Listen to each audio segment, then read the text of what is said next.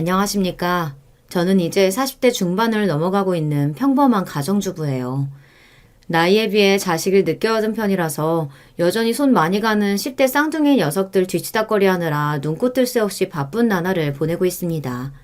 주변 친구들 중에서 좀 일찍 결혼한 친구들은 벌써 아이들이 대학생이고 심지어 취업한 아이들도 있다 보니 그런 친구들을 비교하면 저는 꽤 늦은 편이었죠. 남들보다 다소 늦깎이 엄마가 되는 바람에 이 나이에 힘에 부치지 않다고 하면 거짓말이겠지만 그럼에도 불구하고 무엇과도 비할 바 없이 사랑스러운 아이들과 함께 지내는 시간은 소중하기만 합니다.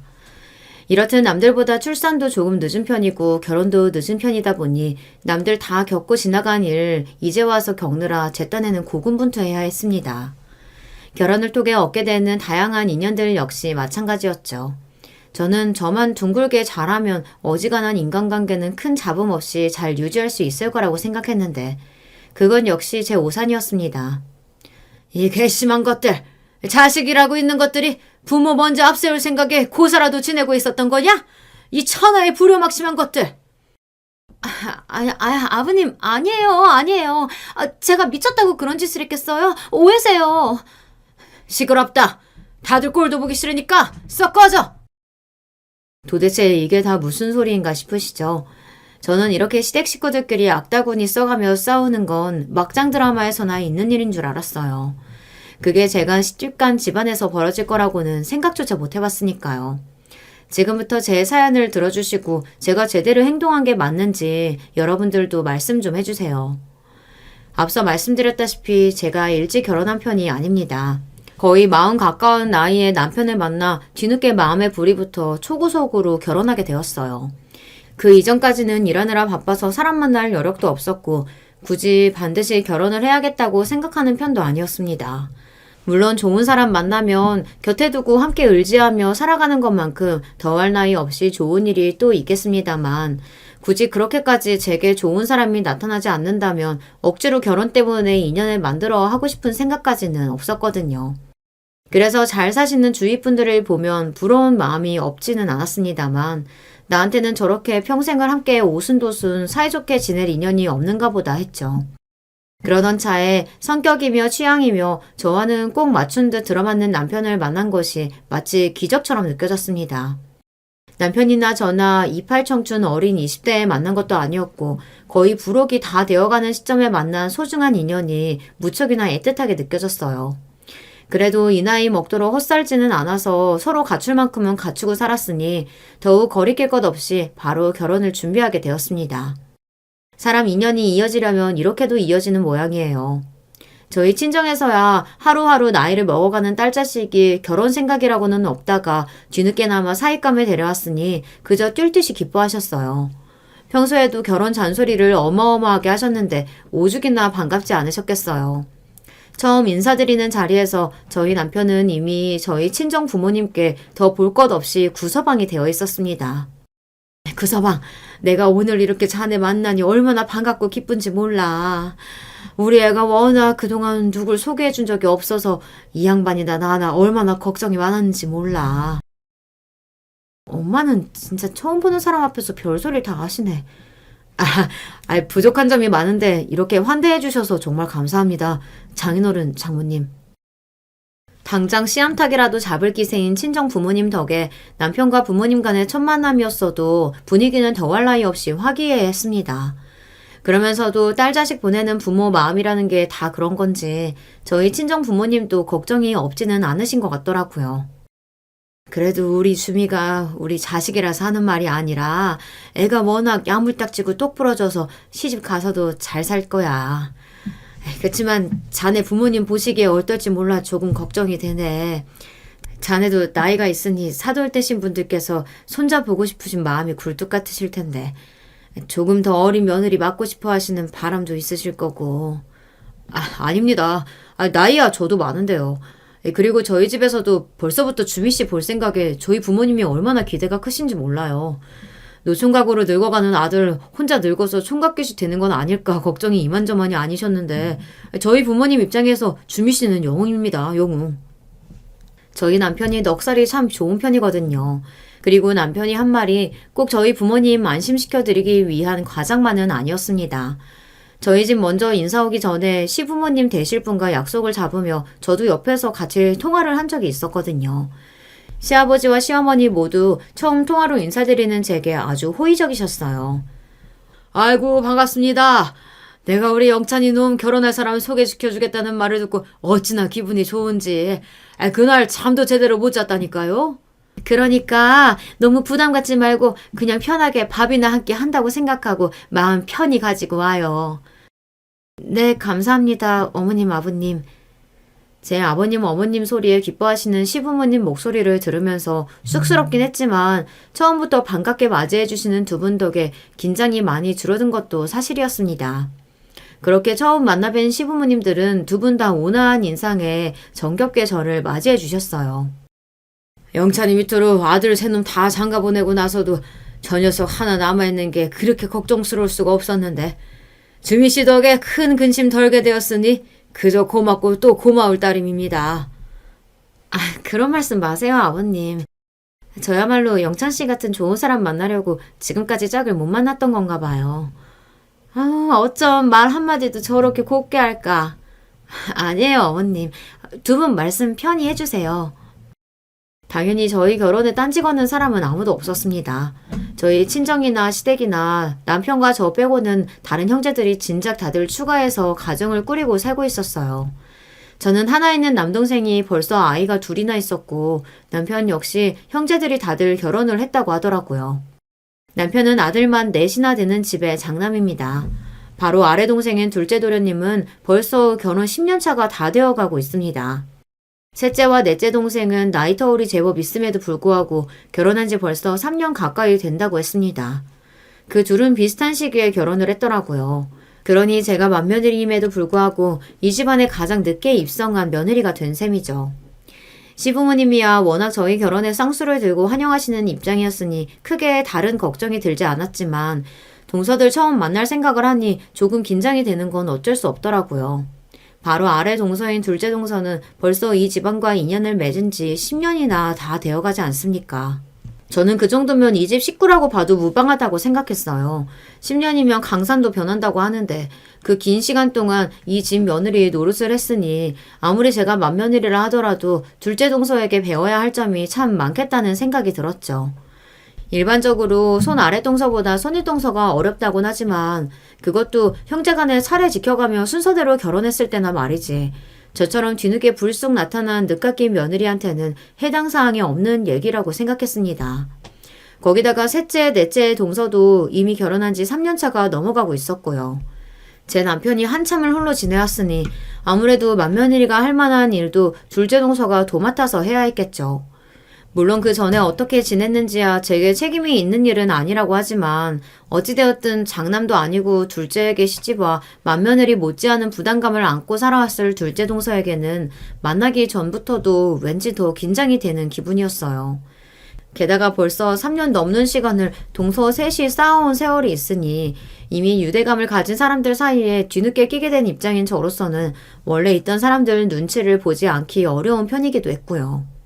혹여나 뒤늦게 불편한 손윗동서 생긴 걸 달가워하지 않는 건 아닐까 싶어 최대한 이 셋과는 잡음이 생기는 일이 없도록 잘 지내보고 싶은 마음이었습니다. 시부모님 인사드린 지 얼마 되지 않아 시댁 식구들 모두와 함께 식사하는 자리를 만들게 되었습니다. 이미 결혼 정년기를 훌쩍 넘어 하게 된 결혼이었고 양가 부모님들은 쇳불도 당김에 빼랬다고 최대한 빠른 시일 내에 결혼을 진행하고 싶어 하셨어요. 남편 역시 결혼에 워낙 적극적이었기 때문에 폭풍같이 몰아친 결혼 준비로 한창 정신이 없는 나날이었습니다. 그 와중에도 남편을 들들 볶아 동서들 환심을 살 수 있을 만한 선물도 준비하고 시조카들 선물까지 고르느라 아주 애를 먹었죠. 그만큼 앞으로 평생을 가족으로 지내게 될 시댁 식구들에게 정말로 좋은 인상을 주고 싶었습니다. 사람이 늘어서인지 처음에 시부모니까만 인사드릴 때보다 훨씬 시끌벅적한 자리였어요. 거기다 아직 어린 시조카들까지 와글와글 몰려있는 판이니 솔직히 음식이 입으로 들어가는지 코로 들어가는지도 모르겠더라고요. 그 정신없는 와정에 어떻게든 미소를 잃지 않으려고 하도 입꼬리를 끌어당기는 바람에 입가에 경련이 올 지경이었어요. 아무리 시부모님께서 편히 여겨달라고 하셨지만 이제 두 번째 뵙는 시부모님 외 나머지 시댁 식구들은 아예 처음 보는 자리였으니 그러기가 쉽지 않더라고요. 그 나이 먹도록 사회생활을 해놓을 만큼 해놨다고 자부했음에도 시댁 식구들은 또 다르더라고요. 왜 괜히 사람들이 우스갯소리로 결혼 힘들어서 두 번은 못한다고 하는 건지 이해가 되더라고요. 그나마 다행스러웠던 점은 동서 셋이 참 활달해 보이더라고요. 저를 처음 만나는 자리인데도 크게 낯가리는 기색 없이 제게도 말을 잘 붙여주었습니다. 반가워요, 형님. 저는 아주버님이 저렇게 멋지신 분인데도 형님 되실 분을 하도 모셔오지 않으시길래 도대체 얼마나 대단한 분을 모셔오려고 저렇게 늦장을 부리시나 했더니 형님 같은 분 만나시려고 그랬나 봐요. 아니에요. 그렇게 좋게 봐주니 제가 정말 몸둘 바를 모르겠네요. 형님, 그러시지 마시고 말씀 편하게 하세요. 저희 순서로 봐도 그렇지만 형님께서 가장 연장자이시니 말을 낮추시는 게 맞죠. 그래도 오늘은 처음 뵙는 자리니까 천천히 그렇게 할게요. 비록 중간에서 시조카들이 우르르 뛰어다니고 워낙 시댁적 인원이 많아서 한 분씩 제대로 얘기를 나누기도 쉬운 분위기가 아니었습니다. 그럼에도 걱정했던 것보다는 다들 저를 좋게 봐주시는 것 같아 긴장을 한시름 놓을 수 있었어요. 시끌벅적한 식사를 마치고 남편과 돌아오는 길에 안도의 한숨을 내쉬며 말했습니다. 솔직히 나 오늘이 아버님 어머님 처음 만날 때보다 더 긴장됐거든. 자기 부모님이야 워낙 온화하신 분들이기도 하고 어머님께서도 조용하시고 성품이 부드러운 편이시잖아. 그래서 시어머니 시집자리는 솔직히 별로 걱정 안 됐다. 근데 또 시댁 동서들은 다르다고들 하더라고. 아무래도 나이도 비슷하고 위치도 비슷하다 보니 부딪힐 일이 더 자주 생길 수 있다고. 그래서 갑자기 튀어나온 나이 먹은 손윗동서 별로 곱게 생각하지 않으면 어쩌나 걱정했는데 다들 부침성도 좋고 살갑게 잘 대해주시는 것 같아. 솔직히 나도 여자들 문제는 잘 모르니까 걱정이 아주 없다고 하면 거짓말이었는데 재수씨들이 당신한테 저렇게 말도 정답게 붙여주고 하시는 거 보니 좀 안심된다. 솔직히 재수씨들이랑은 오며가며 집안일 있을 때 인사나 했지 그렇게 말 길게 해본 적 별로 없거든. 셋째, 넷째야 그렇다 쳐도 둘째 동서는 시집 온 지 10년이 다 됐는데도 그래? 그게 참 그렇더라고. 내 형제랑은 다르게 마냥 편한 관계도 아닌데다가 또 그동안은 나 혼자만 짝이 없이 있었잖아. 그런 자리에 동생들이 다 부인들하고 같이 오는데 걔들은 어떻게 생각할지 몰라도 내 입장에서는 그 안에 어울리기가 좀 민망스럽기도 하더라고. 하긴 동생들 다 결혼해서 부인이며 자식이며 있는데 자기 혼자 가려고 하면 불편하긴 했겠다. 불편만 했겠어? 그럴 때마다 어머니 아버지가 은근슬쩍 너도 얼른 장가라 가라고 어찌나 압박을 하시던지. 자기가 진짜 나 구제해주는 거라니까. 그래, 고맙지? 그러니까 결혼하면 나한테 잘해야 된다. 그렇게 남편과 너스레를 떨면서도 결혼해서 시댁 식구들과도 잘 지낼 수 있을 것 같다는 예감에 기분이 좋아진 하루였습니다. 그렇게 저는 그 집안의 맏며느리가 되었습니다. 제가 지금은 애들 낳고 체력이 못 버텨줘 전업주부로 살아가고 있습니다만 결혼하고 아이들 낳기 전까지는 직장 생활을 계속했거든요. 그러다 보니 결혼을 하고도 일한다고 바빠 저희 친정이나 시댁이나 그렇게 자주 들리지는 못했어요. 동서들도 일하는 사람도 있고 전업주부라 하더라도 아이들 키우고 있는 입장이니 각자 사는 게 바빴죠. 그래서 결혼 초반에는 생각보다 시댁 식구들과 교류할 일이 크게 많지는 않았습니다. 물론 그렇다고 해서 아예 교류가 없었던 것은 아니니 한 번씩 시댁에 들릴 때마다 동서들도 얼굴을 보게 되었어요. 다시 봐도 그 셋은 참 똘똘 뭉쳐서 사이가 좋더라고요. 셋이 있으면 워낙 분위기가 시끌벅적해서 그 사이에 끼어있으면 혼자 뚝 떨어진 듯한 소외감을 느낄 정도는 아니었으나 그래도 아무래도 그 셋 사이에 지금껏 쌓인 일들이 훨씬 많다 보니 정신적인 거리감이 느껴지는 것만은 어쩔 수 없더라고요. 게다가 공교롭게도 그 셋이 모두 강남 출신이었습니다. 여러모로 저들 사이에 공감대가 많겠다 싶었습니다. 하지만 같이 지낸 시간이 다른데 그건 역시 당연한 일이라고 생각했습니다. 바쁜 회사 일 어느 정도 정리되고 나면 저 셋 사이만큼은 아니더라도 나도 지금보다는 동서들과 조금 더 가까워질 수 있도록 자리라도 자주 만들려고 노력해야겠다고 생각을 했죠.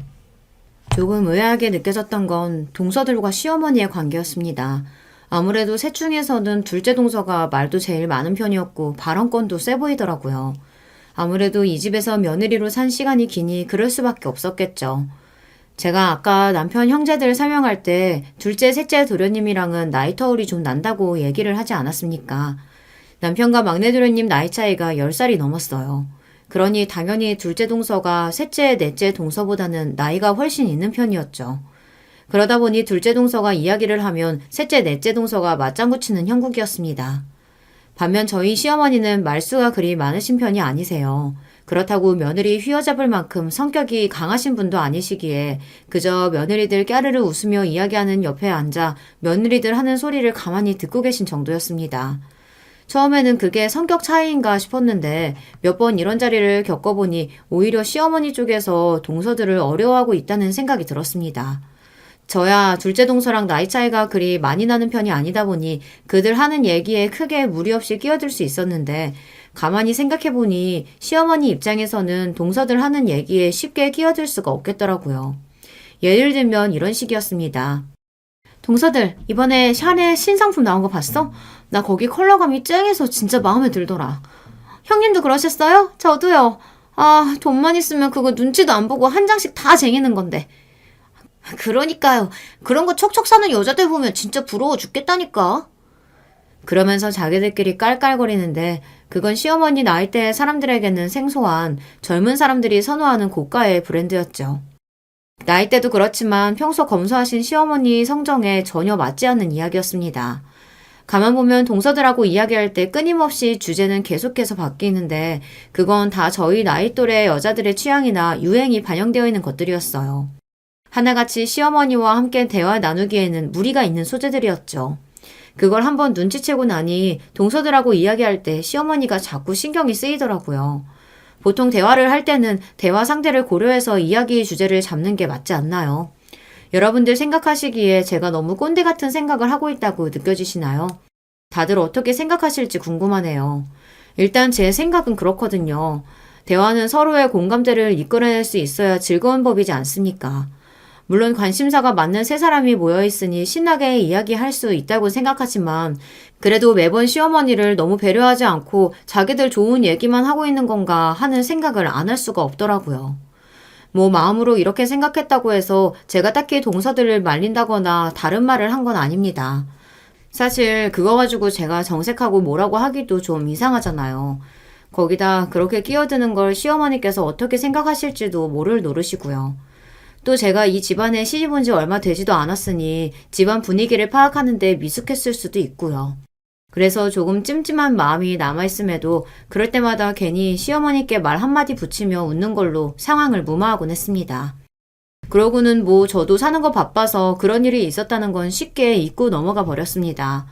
워낙 나이가 차서 결혼한 저희 부부였기 때문에 가장 급한 게 아이 문제였어요. 더 늦으면 임신이 힘들겠다는 조급함도 있었기에 아이 갖는 걸 서두르다 보니 감사하게도 결혼한 지 얼마 되지 않아 아이 소식이 찾아왔습니다. 솔직히 금세 아이가 생길이라고 기대하진 않았는데 정말 천운이라고 생각했어요. 결혼하기 전부터도 아이 가는 문제로 고생을 많이 하게 되면 어떡하나 두려운 마음이 있었던 것을 말끔히 상쇄시켜주는 축복받은 임신이었습니다. 양가 부모님 역시 뛸 듯이 기뻐하셨어요. 얼마나 바라고 바라셨던 손자 소식이셨겠습니까? 나이 40이 다 되어 자연 임신이라니 남편 역시 제게 부담을 줄까봐 티를 못 내고 있다가 거의 울 것 같은 얼굴로 저를 얼싸안았을 때는 저도 터져나오는 기쁨을 주체하기 어려웠습니다. 하나만 찾아와 주어도 감지덕지인 걸 뜻밖의 쌍둥이를 가졌다는 소식을 알게 되자 기쁜 만큼 걱정도 앞섰습니다. 적지 않은 나이에 제가 그렇게 체력이 좋은 편도 아니었는데 쌍둥이 낳아서 키울 생각을 하니 솔직히 겁도 좀 나더라고요. 거기다 임신 초기에 한번 유산 위기를 겪은 후로는 저나 남편이나 사색이 되어 주변 모든 걸 경계할 만큼 신경이 날카로워지기도 했고요. 가급적 오래 다니고 싶었던 직장을 정리하게 된 건 역시 저와 제 아이들 모두를 고려해 내린 판단이었습니다. 다행히도 저희 부부에게 항상 마음을 써주시는 양가 부모님 덕분에 친정어머니와 시어머니 두 분 모두의 극진한 돌봄을 받으며 임신 기간을 잘 보낼 수 있었어요. 저희 엄마야 친정엄마시니까 그렇다 치더라도 솔직히 시어머니까지 그렇게 자주 오셔서 저 병원 가는 것도 도와주시고 살림도 돌봐주셨을 때는 감동하지 않을 수 없었습니다. 말씀은 적으셔도 참 정이 많으신 시어머니셨어요. 어머니 정말 감사해요. 매번 이렇게 저희 먹을 것까지 신경 써주시고 이렇게까지는 안 해주셔도 되는데. 아니야. 네가 우리 손자들 둘이나 가져서 이 고생을 하는데 내가 이 정도도 못해주면 안 될 말이지. 그러니까 부담스럽게 생각할 거 하나 없어. 임신했을 땐 원래 먹고 싶은 거 해달라는 거 다 떼쓰면서 보내는 거야. 그렇게 친정엄마나 다름없는 말씀을 해주셨을 때는 가뜩이나 호르몬 때문에 널뛰는 감정이 울컥해 눈물을 참느라 힘들었습니다. 첫 만남 때부터 시어머니에 대한 호감은 있었지만 임신해서 제 자식을 낳는 과정을 거치면서 시어머니께는 제대로 정을 붙일 수 있게 되었어요. 아이들이 태어나고 나서도 양가 부모님 도움을 참 많이 받았습니다. 저희 애들이 아들, 딸 쌍둥이거든요. 두 녀석 모두 어찌나 성격이 활달한지 아직 제 몸 가누지도 못하는 시기에도 어찌나 발버둥거리며 자잘한 사고를 치는지 정말 한시도 눈을 뗄 수가 없었습니다. 제 속으로 낳은 제 새끼인데도 정말 감당이 안 되더라고요. 물론 그렇다 하더라도 늦은 나이에 얻은 눈에 넣어도 안 아픈 귀하디 귀한 아이들이었습니다만 그거랑 또 제 체력은 별개더라고요. 뒤늦게 쌍둥이 엄마가 되어 고군분투하고 있는 제게 지원 사격을 해주신 분들이 바로 저희 친정엄마와 시어머니셨습니다. 남편도 어떻게든 제 수고를 덜어보겠다고 퇴근 후에나 휴일에나 육아에 열을 올렸으나 초보 엄마 아빠의 미숙함은 남편이라고 예외가 아니었죠. 거기다가 제가 쌍둥이를 가지면서 다니던 회사를 정리해야 했기에 그만큼 남편에게 경제적 부담이 갈 수밖에 없었습니다. 물론 남편 직급과 벌이 생각하면 아주 빠듯한 형편은 아니었습니다만 그래도 어떻게 둘이서 같이 벌던 것과 같을 수 있겠어요. 남편이 야근에 특근에 일거리가 생길 때마다 마다하지 않고 열심히 일을 늘릴 수밖에 없었죠. 그 사람 역시 가장의 무게를 감당하느라 고생하고 있는데 최대한 집에 돌아왔을 때는 휴식 시간을 갖게 해주고 싶었어요. 그렇다고 해서 초보 엄마인 제 주제에 기운이 뻗치는 두 녀석들을 혼자 감당하기는 쉽지 않은 일이었으니 사정 뻔히 아시는 두 어머니들께서 손수 팔을 걷어붙여 주신 거죠. 어머니 정말 죄송해요. 어머니도 쉬셔야 하는데 매번 이렇게 우리 강희산이 돌봐주신다고 쉬시지도 못하고. 아니야. 요즘 요 녀석들 보는 재미로 사는데 무슨. 너나 애들이나 어디 상한 데 없이 건강하게 낳아준 것만 해도 감사할 일이다. 만면에 미소가 가득하신 시어머니 얼굴을 보며 그분이 얼마나 우리 아이들을 사랑하시는지 모를 수가 없었습니다. 저야 저희 아이들을 이렇게 예뻐해 주시니 그저 감사하고 감사할 따름이었어요. 이렇게 시댁과의 왕래도 잦아졌습니다. 시어머니께서 저희 집으로 아이들 보러 와주실 때가 대부분이었으나 저도 가끔씩은 아이들 데리고 시댁으로 가기도 했어요. 물론 애를 둘이나 챙겨들고 시댁까지 가는 여정도 결코 만만치는 않았으나 매일같이 아이 봐주시러 왕래하시는 시어머니 노고를 조금이라도 줄여드리고 싶은 마음에서였습니다. 그렇게 시댁에 있을 때는 간간히 동서들도 찾아와서 얼굴을 보게 되더라고요. 아이고 우리 강희산이 왔네. 어떻게 볼 때마다 크는 것 같아요 형님. 애들 크는 게 정말 하루가 다르다. 그쵸? 저도 우리 애 이맘때쯤에 어머님이 자주 봐주셨는데 강희산이 보니까 그때 생각이 또 나네. 그러게요. 어머님 요새 강희산이 보신다고 집에도 자주 안 계시고 저희 애들도 할머니 보고 싶다고 하는데 서운해요 어머님. 둘째, 셋째 동서하는 말에 시어머니가 당황스러워 하셨습니다. 그러고 보니 요새 거의 저희 집에만 왔다 갔다 하시다 보니 다른 손자들 볼 시간이 부족했구나. 그때서야 저도 아차 싶더라고요. 그래서 제가 대신 동서들에게 사과를 했어요. 미안해 동서. 내가 이 나이 먹고 제대로 할 줄 아는 게 없어서 아무래도 갑자기 애가 둘이나 생기니 어머님께서 걱정이 많이 되셨던 모양이야. 내가 얼른 적응해서 어머님 쉬시게도 해드리고 다른 손자 재롱 보실 시간도 내실 수 있게 해드려야 하는데 미안하네. 아니에요 형님. 형님 들으시라고 한 말 아니었어요. 제 사과에 오히려 당황하는 동서들이었습니다. 그대로 이걸로 난처해하시는 시어머니 입장을 잘 넘긴 것 같아서 다행이다 싶었어요. 윗사람이라고 해서 아랫사람한테 사과하지 말란 법도 없고 저는 그런 거 별 신경 안 쓰고 있었는데 동서들 다 가고 나서 시어머니께서 미안한 기색으로 그러시더라고요. 아가, 내가 처신을 제대로 못해서 네가 안 해도 될 사과까지 하게 만든 것 같아 미안하구나. 어머님 그게 무슨 말씀이세요. 어머님이 저희 아기들 봐주시느라 고생하시는 거야 우리 식구들 모르는 사람이 누가 있다고요. 어머님이 다른 손자들 만나실 여유 없었다면 그건 제 책임이 맞아요. 그러니까 그렇게 생각하지 마세요 어머님. 여전히 제게 미안한 기색이신 시어머니를 보며 그때까지 별 말씀 없으셨던 시아버지께서 한 말씀 하셨습니다. 그대가 그렇다고 하는데 당신이 자꾸 그러는 것도 큰애 불편하게 하는 거야.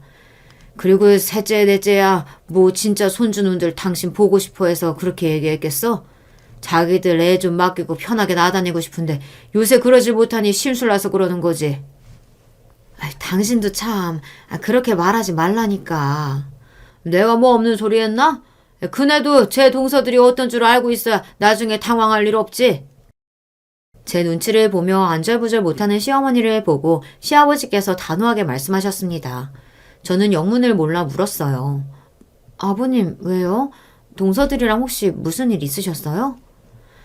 내가 내 발등에 침 뱉는 소리 같아 이런 얘기 안 하려고 했는데 가만 보면 그것들 하는 짓이 은근히 괘씸한 데가 있어.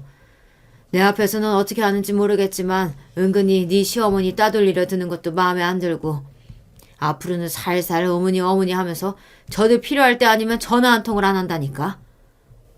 여보, 그런 거 아니라도 그러네. 다급하게 시어머니께서 시아버지 말씀을 만류하셨지만 말씀하시는 뉘앙스를 들어보니 시아버지께서 여간 쌓인 게 많으신 것 같더라고요. 둘째, 그게 제일 문제야. 결혼한 지 얼마 안 돼서 제 친정 어렵다고 돈 해달라는 걸 그때는 우리도 사정이 안 좋아서 어려울 것 같다고 거절한 이후로는 한동안 우리 집에 발걸음도 안 했었어. 그나마 나야 그런 꼴 가만히 두고 보는 성격 아니니 내 눈치는 좀 봐도 네 시어머니야 너도 알다시피 사람이 그렇게 말랑하지 않냐. 거기다 셋째 넷째 한꺼번에 우리 집 식구 된 후로는 그것들한테도 못된 것만 가르쳐서는 제 시어머니를 아주 만만하게 대하질 않나. 그걸 그대로 배우면 뭐 셋째 넷째도 뭐 잘한 건 없다마는 그래도 이 사람이 둘째 내 애 첫애 나왔을 때는 제 친정부모 대신 거의 손자녀서 키워주다시피 했는데. 시아버지께 사정을 듣고 보니 둘째 동서 쪽 친정 사정이 별로 좋지 않은 편인 것 같더라고요. 친정 부모님이 주기적으로 돈 사고를 치는 것 같기도 하고 손자도 거의 저희 시어머니 쪽에서 다 봐주다시피 하셨던 걸 보면 외손자에게 그리 애정이 있는 편도 아닌 것 같았습니다. 그동안 동서들과 시어머니 사이가 왠지 모르게 조금 서먹하게 느껴지긴 했는데 이런 비화가 있는 줄은 또 몰랐어요. 물론 이건 시아버지 입장에서 들은 이야기니 완전히 한쪽 말만 듣고 판단할 일은 아니긴 했지만 그래도 솔직히 동서들이 좀 너무했다 싶더라고요. 제가 자식 낳아서 부모님들 도움 받아가며 키워보니 그게 그렇게 감사하고 죄송스러울 수가 없던데 시어머니께서 그렇게까지 해주셨다는데 친정일 안 돌봐줬다고 사람을 이렇게 소외시키는 건 좀 아니지 않나요? 들어보니 시부모님이 일부러 도와주는 걸 거절한 것도 아니신 것 같은데요. 그런 사정까지 알고 보니 매번 자식들과 며느리가 필요로 할 때마다 고생하시는 시어머니가 안쓰럽게 느껴졌습니다. 비록 저 역시 시어머니 도움받아 아이들 키우고 있는 입장이니 동서들을 마냥 나무랄 수만은 없는 입장이라지만 그래도 나라도 시어머니께 더 마음을 써드리자고 다짐하게 되었죠. 눈꽃들 새 없이 정신없던 쌍둥이 육아도 녀석들을 간신히 어린이집 보낼 수 있는 나이가 되자 조금은 한시름 덜 수 있게 되었습니다. 저도 저지만 늘 저희 집 왔다 갔다 하시며 아이들 봐주시느라 고생하신 친정엄마와 시어머니 고생도 좀 덜어드릴 수 있다는 생각에 안도하게 되었습니다. 어머님, 항상 저나 저희 아이들 챙겨주셔서 정말 감사드려요. 자식이 돼서 부모님 이렇게 고생시켜서는 안 되는데 지금부터라도 여유 시간에 좋은 거 드시고 좋은 거 보시면서 여행도 좀 하시고요. 아유, 내 새끼들 내가 보고 싶어서 봤는데 고생은 무슨. 그리고 애들 봐준다는 핑계로 너한테 온갖 좋은 거며 용돈이며 잔뜩 받아놨는데 내가 너한테 이런 말 듣기 참 민망하다 얘. 어머님 그게 당연한 거죠. 그럼 그 고생을 하시는데 어머님이 지금까지 고생하신 거 생각하면은 그것도 부족해서 죄송스러운걸요? 무슨 소리야. 내 손주 봐주고 이런 거 받아본 적 나한텐 너밖에 없는걸? 어머님 말씀에 제가 되레 놀랐습니다. 둘째 동서 아이들은 물론이거니와 셋째, 넷째 동서도 손을 빌려주셨던 어머니셨어요. 그럼 그때까지 동서들은 어머니께 아무것도 해줬다는 게 없었단 말입니까? 여러분, 이게 맞는 거예요. 가뜩이나 동서들이 좀 너무했다 싶었던 차에 이건 정말 아니다 싶더라고요. 그래서 제가 시어머니 붙잡고 이렇게 말했습니다. 어머님, 아무리 부모 자식 간이라고 하더라도 지킬 건 지켜야 한다고 생각해요. 앞으로 동서들이 그렇게 대가 없이 뭔가 해달라고 요구하면 안 된다고 딱 부러지게 말씀하셔야 돼요. 아셨죠? 응, 이제 그럴 일도 없어. 너 아니면 다른 애들하고는 연락도 거의 안 하는 편이고. 그렇게 말씀하시는 시어머니의 얼굴이 씁쓸해 보여 더 속이 상하더라고요. 지금껏 지켜본 바로는 저희 시어머니는 며느리들이 시집살이 핑계로 기피할 만한 분은 절대 아니셨으니까요. 저도 며느리 입장이 아닙니까? 저한테 이렇게 다정하게 마음을 써주시는 분이 동서들 처음 시집왔을 때라고 안 그러셨겠어요. 그런데 받을 거 다 받아놓고 이제 와서 불편한 시어머니 취급하며 등한시하는 건 좀 아니다 싶더라고요. 며느리들 눈치를 보면 봤지 먼저 며느리들 눈치 보게 만들 일을 만드실 분은 절대 아니신데 이런 대접은 야박해도 너무 야박하다 싶었습니다. 동서들에게 며느리만 모여있는 단톡방에 초대받았을 때도 그랬어요. 이것도 결혼하고 바로 초대받은 건 아니었고 아이들 낳고 난 후에야 들어가게 된 거죠. 솔직히 동서들끼리 신난다며 하는 이야기 대부분은 제 관심사가 아니었지만 그래도 생각해서 초대해 준 건데 간간히 맞장구 정도는 쳐주었습니다. 동서들이 우스갯소리의 대상으로 삼는 여러 가지 소재 중 시어머니 역시 포함되어 있었습니다. 요새 시댁이랑 멀리 떨어져 있으면 더 떨어져 있을수록 팔자 좋은 여자래요. 운빨 제일 센 여자는 아예 시댁에 없는 여자고? 이걸 우스갯소리로 하고 있다는 게 솔직히 기가 찼습니다. 시댁과의 거리가 며느리 행복을 운운하기에는 동서 셋 모두 자기 필요할 때가 아니면 시댁에 딱히 들르지도 않는 편이었으니까요. 그나마 시어머니께 호의적으로 보이는 제가 있는 데서 이 정도의 농담을 할 정도면 분명 저 없이 따로 파놓은 세 사람만의 단톡방에는 더한 얘기가 오가고 있겠구나 하는 걸 짐작하기 어렵지 않았습니다. 제가 의아했던 건 둘째 동서야 자기 원하는 대로 움직여주지 않는 시부모님에게 사감을 가지고 있다고 치더라도 그런 둘째 동서 따라 쪼르르 똑같이 행동하는 셋째, 넷째 동서들이었죠. 저희보다 어리다곤 하지만 그래도 그들도 30이 넘은 성인인데 어쩜 저리 사리분별을 못하나 싶어 한심스러웠습니다. 그러던 와중에 그런 일이 터졌으니 제가 더는 그들 편을 들지 못하는 것도 당연한 일이었어요. 아이들 어린이집 보내기 시작하면서 친정어머니와 시어머니 손을 빌리는 일이 급격하게 줄어들었습니다. 물론 아이들 돌아오고 난 후에는 여전히 육아 지옥이 열렸지만 그래도 저도 엄마라고 어느 정도 요령이 붙은 건지 어떻게든 남편과 씨름하며 두 녀석들 제 힘으로 키워보겠다고 애를 쓰고 있었습니다. 그럴 때마다 시어머니께서 본인이 도와주겠다며 자처하셨지만 지금껏 받은 도움만 해도 차고 넘친다고 생각했습니다.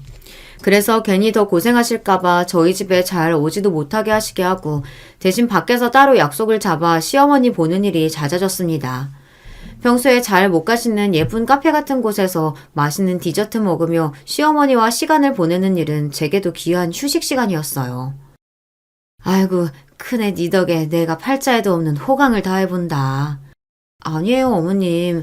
저도 어머님 아니면 누구랑 이런 데 와서 이렇게 가끔씩이라도 숨 돌리겠어요. 그러니까 저랑 오래오래 같이 놀아주셔야 돼요. 며칠에 한 번꼴로 저와 함께 보내는 티타임을 즐겁게 여겨주시는 시어머니셨습니다. 그래서 약속된 티타임까지 취소하고 시부모님께서 저를 시댁으로 부르셨을 때 무슨 일이 생겼나 불안한 마음이었죠. 네 어머니가 췌장암이란다. 더할 나위 없이 낯빛이 거뭇해진 시아버지 입에서 나온 말씀에 한동안 사고가 정지했습니다. 이게 무슨 소리인가 싶으면서도 그 옆에서 이미 모든 것을 체념한 표정을 짓고 계신 시어머니를 보니 사태의 심각성을 인지하지 않을 수 없었습니다. 아버님, 그게 무슨 말씀이세요? 지난번 건강검진 때만 하더라도 깨끗하게 나왔었는데 갑자기 암이라뇨. 다른 것도 아니고 췌장암이라니. 제가 암에 대해 대단한 지식이 있는 건 아니지만 그래도 다른 것에 비해 췌장암이 얼마나 위험한 암인지 정도는 주변에서 들어서 알고 있었습니다. 겉보기에는 여전히 정정하신 어머님인데 그런 무서운 병이라니 놀랍고 두려운 마음에 그만 몸이 벌벌 떨렸어요. 어머님, 우리 다른 병원에 가봐요. 저번에 만났을 때만 하더라도 병원 갔다 오셨다는 말씀 없으셨잖아요. 저한테 말씀을 하시지. 벌써 울먹이며 하는 제 말에 시어머니 눈가도 촉촉해지셨습니다. 그러면서도 담담하게 하시는 말씀은 제 마음을 더욱 아프게 했어요. 너무 그럴 것 없어. 우리 나이 되면 여기저기 고장도 나고 그러면서 사는 거야. 어미 아프다고 너희들 놀라게 할까 싶어 일찍 얘기를 못 꺼냈다. 미안해, 아가. 항상 시어머니의 손만 빌리고 아직 효도도 제대로 시작도 못 해봤는데 갑작스러운 시어머니의 췌장암 발병 소식에 가슴이 미어지는 듯 했습니다. 시어머니가 췌장암에 걸렸다는 소식은 곧 모든 시댁 가족에게 전달되게 되었습니다. 남편은 물론이거니와 새 도련님들 역시 충격에 휩싸였어요. 집안 분위기야 말할 것도 없었습니다. 그냥 암이라고 해도 걱정이 이만저만이 아닐 판에 하필이면 췌장암이라는 소식에 다들 어찌할 바를 몰랐습니다. 그런 와중에도 하루라도 치료를 늦출 수 없었기에 바쁘게 병원 일정이 처리되었습니다. 저는 아이들을 친정에 맡기고 출근하는 남편을 대신해 거의 시부모님과 붙어 지내다시피 했어요. 병실에 입원한 시어머니 모습을 보니 정말 투병 생활이 시작됐구나 하는 실감이 들어 덜컥 겁이 났습니다. 어머님, 저 잠깐 물 좀 떠올게요. 차마 시어머니 앞에서 올 수가 없어 간신히 병실 밖을 나와 계단에 서서 한참을 울었습니다. 그러다 울리는 카톡 소리에 저도 모르게 소스라치게 놀라 휴대폰 화면을 들여다보았어요. 화면에 뜬 알람을 보고는 그만 눈물이 쏙 들어가 버렸습니다. 그만큼 제 눈을 믿을 수 없었어요. 여러 번 카톡의 내용은 정말이지 가관이었습니다. 아싸, 저 양반 드디어 황천길 가는구나. 그건 동서들과의 단톡방에 올라온 둘째 동서의 카톡이었습니다. 그 밑으로 셋째, 넷째 동서가 답했어요. 그러게요, 형님. 기다렸다는 듯 올라오는 신이 난 동서들 카톡에 그만 눈알이 뒤집히는 줄 알았어요. 세상에 이게 사람이 할 짓입니까? 얼마 전 어머니 아프시다고 온 식구들 모였을 때는 그나마 사람 행세라도 하더니 뒤에선 이딴 짓들을 해요. 여러분들이라면 이런 걸 그냥 두고만 보실 수 있으시겠어요? 이건 아니었습니다. 이럴 수는 없는 거였어요. 저도 모르게 떨리는 손길로 단톡방의 대화 내용을 캡처했습니다. 사람이 사람을 싫어할 수는 있다고 하더라도 어떻게 이렇게 악의를 가질 수가 있습니까? 저들도 자식 키운다는 것들이 사람이 죽을지도 모른다던데 어떻게 그걸 반길 수가 있어요. 그동안은 그냥 넘어갔다 하더라도 이건 절대 그럴 수 없는 일이었습니다. 저는 즉시 시아버지께 캡처한 단톡방 사진을 전송했습니다. 그네 너 지금 집으로 좀 와줘야겠다. 곧장 걸려온 전화에 시아버지 목소리는 서늘했습니다. 제 기분이 이런데 그걸 보고 시아버지의 심정이 어떠셨겠어요. 병실에 시어머니께서 잠드신 걸 확인하고는 불이 나게 시댁으로 향했습니다. 제가 시아버지께 연락드린 지 이제 1시간 남짓 되었는데 새 동서 내외와 남편까지 모두 시댁에 도착해 있더라고요. 다들 영문을 모르는 표정인 걸 보니 아직 시아버지께서 아무 말씀 안 하신 것 같았습니다. 자기들끼리 뭉쳐서는 무슨 일인가 싶어 수군거리는 동서들을 보니 분노가 치밀러 올랐습니다. 그때였어요. 벌컥 안방문을 열고 나오신 시아버지께서 새 동서 내외를 보며 쩌렁쩌렁 소리를 치셨어요. 앞으로 우리 집 며느리는 큰애 하나뿐이란 말 하려고 불렀다. 니놈들이 니 처들이랑 갈라서지 않는다면 자식은 영찬이 하나 있다고 여기며 살 테니 그리들 알아라. 벼락같은 시아버지 선언에 다들 말문이 막혔습니다. 쉽사리 누구도 입을 열지 못하고 있던 차에 남편이 제 부친께 물었어요. 아버지, 대체 무슨 일이세요? 뭐 때문에 그렇게 화가 나신 건데요? 네, 아버지, 말씀해 주세요. 갑자기 이 사람이랑 갈라서라뇨. 그건 네 처가 더 잘 알겠지. 그러고는 당신 휴대폰을 소파에 집어던지셨습니다. 후다닥 그걸 잡아든 둘째 동서 얼굴에서 서서히 핏기가 가시기 시작했어요. 아니, 이걸 어떻게... 제가 받아보면서도 설마 했는데 아무래도 자기들을 셋이 있는 단톡방에 올린다는 걸 착각해서 저까지 있는 단톡방에 올린 게 맞았던 모양입니다. 저 없는 데서 시어머니께 더한 말을 하며 낄낄거릴 거라고 예상을 하긴 했지만 그렇다고 이렇게까지 인간 이하의 행실을 하며 지냈다니 일부러 저것들과 가깝게 지내보겠다고 노력한 시간이 아까워 미칠 지경이었어요. 이 일의 제보자가 누구인지 단박에 알아챈 둘째 동서가 제게 뻔뻔하게도 대들기 시작했습니다. 아니, 우리끼리 오간 얘기를 가지고 이걸 쏠랑 아버님께 일러바쳐요? 사람이 치사스러운 것도 정도가 있지. 그이 닥치지 못해? 내 둘째, 네가 일찌감치 글러먹었다는 건 알고 있었지만 이렇게까지 인간이 바닥일 거라고는 생각하지도 못했다. 그렇게 네 시애미 빨리 죽기만을 바라고 있었어. 온 가족이 저 사람 병 걸려서 알아 누운 걸 보고 가슴이 찢어지고 있는데 거기다다 대고 사람 죽으라고 고사를 지내? 이 금수만도 못한 거! 분노를 참지 못하고 둘째 동서에게 쏟아내는 시아버지를 보며 둘째 도련님이 둘째 동서 손에 들려있던 휴대폰을 탁 빼앗았습니다. 충격적인 내용을 확인하는 둘째 도련님의 손이 덜덜 떨리기 시작했어요. 당신, 이게 뭐야? 지금 우리 엄마한테 이따위 말을 해놓고 그래놓고도 형수님이랑 내 아버지한테 대들고 있어? 이 정신나간 여자가. 그러더니 분노를 참지 못한 둘째 도련님이 둘째 동서 뺨을 철썩 내리쳤습니다. 불시에 뺨을 얻어맞은 둘째 동서가 바닥에 널브러지고 그걸 보는 셋째, 넷째 동서들이 경악해 비명을 질렀습니다. 너희 새 인간들이 네 어머니 은근히 무시하고 따돌릴 때 그때 버릇을 제대로 잡았어야 했어. 나 니들 같은 것들을 내 며느리로 절대 인정 못한다. 내 마누라 잘못됐다는 소식에 쌍수들어 반기는 그런 개 돼지만도 못한 것들을 어떻게 자식이라고 끌어안고 살 수가 있겠어? 너희 새 놈도 똑똑히 들어라. 나는 저런 것들한테 내 유산 단 한 푼도 가는 꼴 못 본다. 저것들이랑 살 맞대고 정같이 살아야겠으며 나랑 네 어미랑은 완전히 영 끊는 줄 알아라. 아버님 잘못했어요. 저희는 그냥 별 생각 없이 진짜 아기가 있어서 그런 게 아니었어요. 맞아요, 아버님. 저희는 그냥 형님 하시는 말씀에 말장구 친 거예요. 손이동서가 말씀하시는데 저희가 무슨 말을 할 수 있었겠어요. 이것들이 미쳤나? 지들이 더 신나서 나불댈 땐 언제고 누구한테 뒤집어 씌우고 있어? 아니, 솔직히 형님이 처음부터 안 그랬으면 어떻게 이런 일까지 생기냐고요. 형님 때문에 이게 다 무슨 꼴이에요. 야, 너 말 다 했어? 야, 너 이거 안 나? 이혼에 유산 문제까지 폭풍처럼 몰아닥치는 후폭풍에 동서 셋도 어지간히 정신이 나간 게 아닌 모양이었습니다. 서로 자기만 살겠다고 남 탓을 해가며 싸우다 못해 셋이 엉겨 머리끄댕이를 쥐어잡고 흔들어 제끼는 모습을 보고 있자니 지금 이 자리에 시어머니께서 계시지 않는다는 게 얼마나 다행스럽게 느껴졌는지 모릅니다.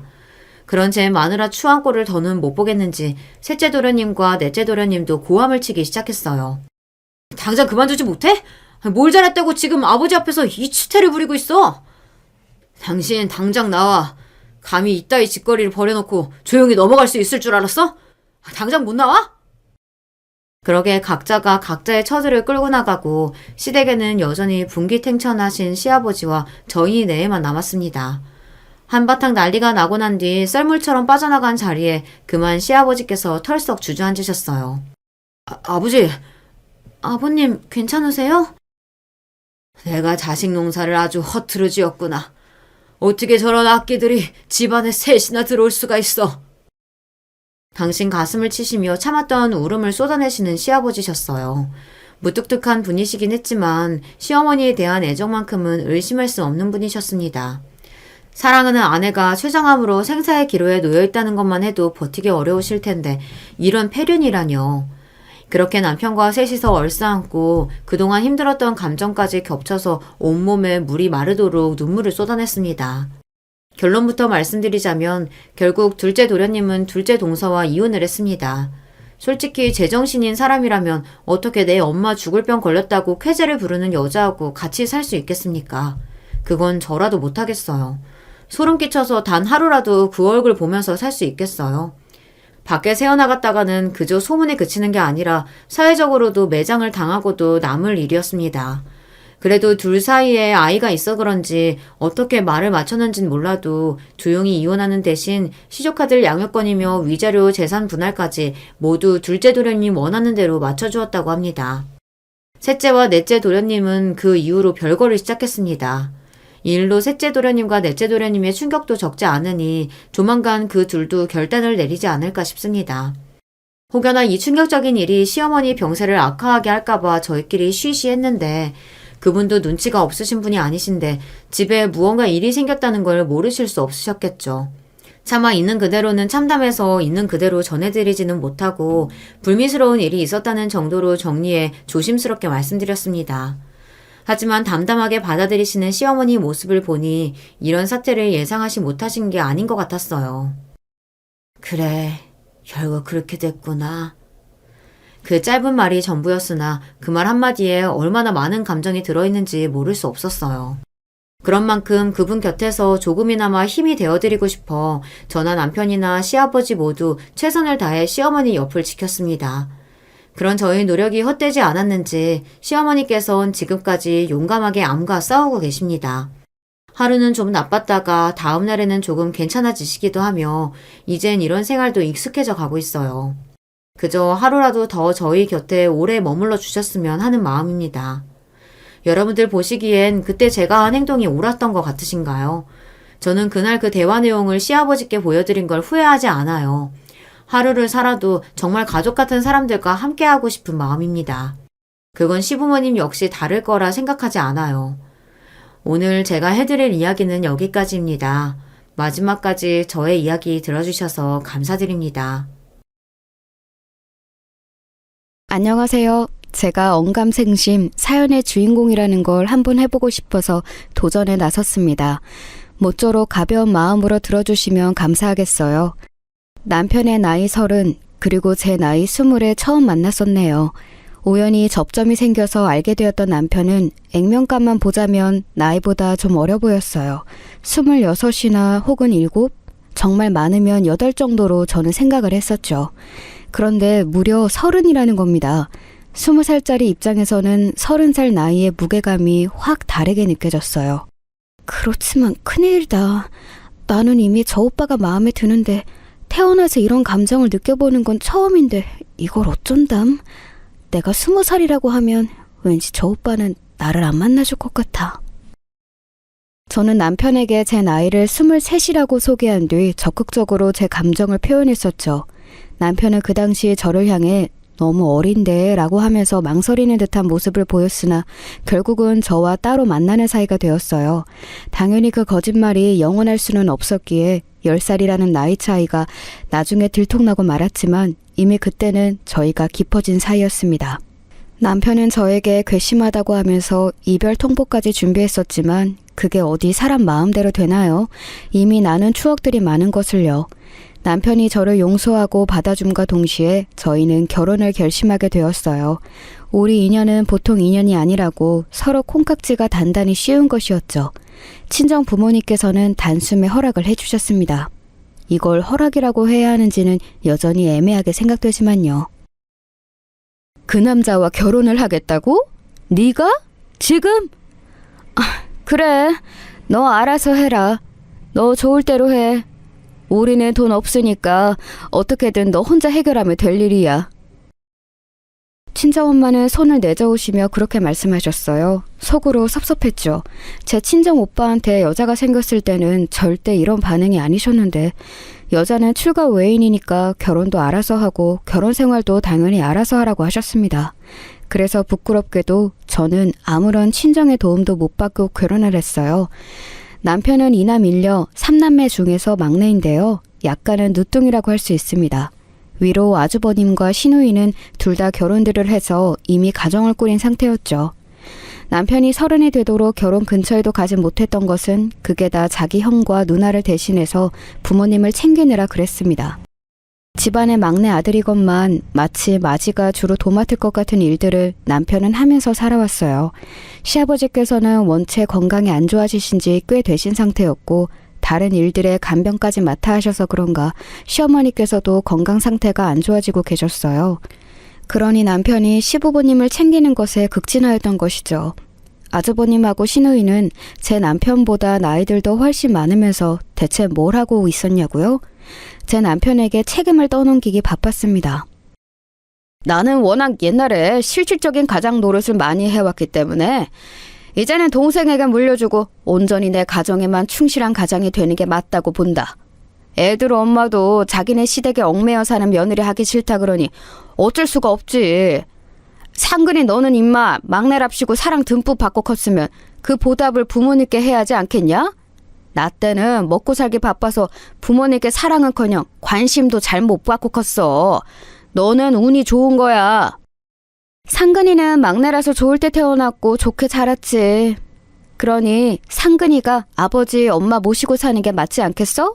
결혼도 두 분을 잘 모실 여자하고만 해야 할 거야. 두 사람 다 혀가 길었는데 요약을 하자면 자기들은 부모 봉양하기 싫으니까 막내 네가 혼자 희생해서 잘 해보라는 것이었죠. 남편이 막내이기 때문에 특별히 지원을 받고 자랐다던가 이런 것도 없었습니다. 아주버님과 시누이에 비해서 성격이 유순하고 남에게 싫은 소리 할 줄 모르고 이런 것들이 다르긴 했네요. 이런 상황이었기 때문에 결혼하고 나서 자연스레 제가 시부모님을 챙기게 되었습니다.